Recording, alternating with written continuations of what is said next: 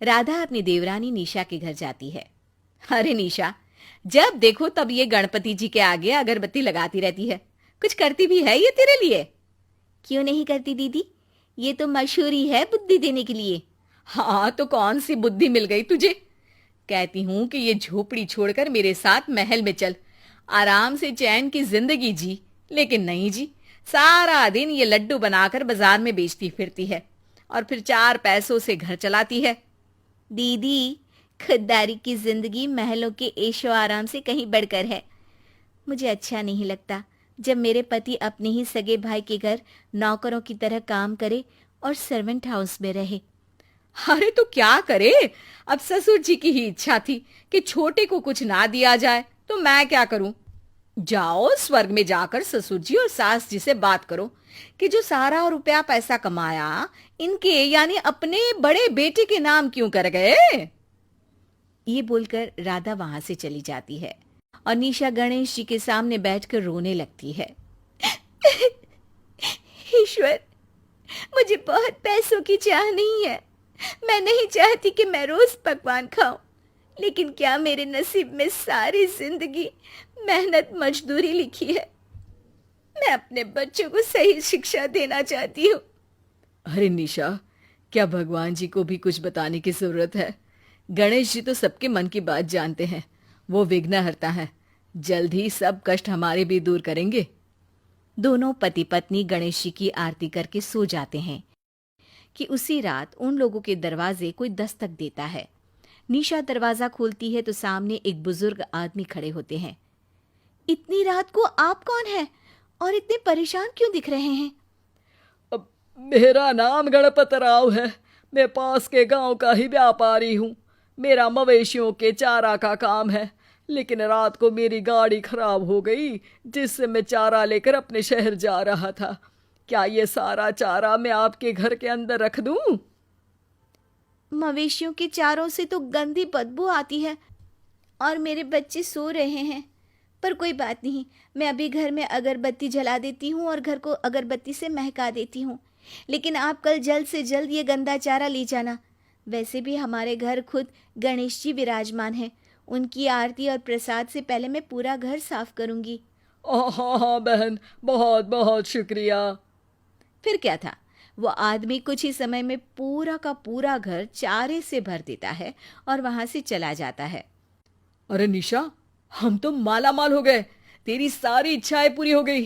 हे गणपति बप्पा, ये तो कमाल हो गया, कमाल। निशा आँख खोलती है और देखती है तो सारा घर सोने से भरा है। रात को कोई आया था क्या? हाँ, गणपतराव नाम का एक आदमी आया था। मैंने उसका सारा चारा घर में रखवा लिया। बेचारा व्यापारी था, कहीं नुकसान ना हो करके मैंने उसके सामान को एक रात को अपने घर में रखने के लिए हाँ कर दिया था। गणपतराव यानी साक्षात गणपति महाराज तेरे घर पर तुझे दर्शन दे गए निशा। ये सब उनका आशीर्वाद है। और उसके बाद दोनों का जीवन बदल जाता है और वो महल से घर में सारी सुख सुविधा के साथ रहने लगते हैं। तभी एक दिन राधा आती है। अरे निशा, वाह जी वाह, क्या ठाठ बाट। लगता है कोई लॉटरी लग गई। अरे नहीं नहीं, लॉटरी कैसी, वो तो गणपति जी आए थे, वही दे गए हैं ये सारा। अरे भाई, वाह वाह वाह निशा, वैसे मैं कोई बच्ची तो नहीं हूं। जरा बताना तो, कैसे गणपति जी आए थे तेरे घर पे? निशा उन्हें सारी बात बता देती है कि कैसे वो एक दिन गणपति महाराज के सामने अपनी परेशानियां रो रही थी और उस रात कैसे उनके घर में वो आए और क्या क्या हुआ। अच्छा, अरे छी छी छी छी, जानवरों का चारा तूने अपने घर में फैला लिया। छी छी छी छी। पर चल कोई ना, अगर वो सुबह सोना बन जाता है तो मैं भी मैनेज कर लूंगी। अगले दिन राधा अपने घर में गणपति जी की मूर्ति के सामने अपना दुखड़ा रोकर सो जाती है। रात को उसे नींद नहीं आती है, बार बार दरवाजे की तरफ देखती है। अरे आ भी जाओ गणपति बापा, कब से इंतजार कर रही हूँ। तभी राधा के घर भी दरवाजे की घंटी बजती है। अरे वाह वाह वाह, आ गए, सोने का भंडार लिए गणपति जी आ गए। राधा दरवाजा खोलती है, सामने एक आदमी खड़ा होता है। मेरा नाम गणपत राव है और मैं राधा बीच में ही बोल पड़ती है। हाँ हाँ, आपका सारा चारा मेरे महल में फैला दीजिए। मैं तो कहती हूँ किचन गार्डन हर जगह, अब बदबू की भी कोई फिक्र नहीं है। हाँ। वो आदमी उसके पूरे घर में जानवरों के खाने का सड़ा गला और बदबूदार चारा उसके घर में फैलाकर चला जाता है। अगली सुबह राधा का पति, हे भगवान, उल्टी कर करके मेरी तो हालत खराब हो गई। अरे पूरे घर में कौन कमबख्त इतना सारा जानवरों का सड़ा चारा फैला गया है? कीड़े लगे उसे जिसने मेरे घर का दरवाजा खोला। छी छी छी छी छी। राधा सारे घर में गंदगी देखकर दंग रह जाती है। हे भगवान, छी छी छी, ये क्या? निशा का घर तो सोने से भर गया, और मेरा? हे भगवान, तुम तो बड़े स्वार्थी निकले। भक्तों में भी भेदभाव, अरे काहे के भगवान? तभी वहां निशा और उसका पति आ जाते हैं। अरे भाभी, भगवान को नहीं, पहले अपने कर्मों को कोसो।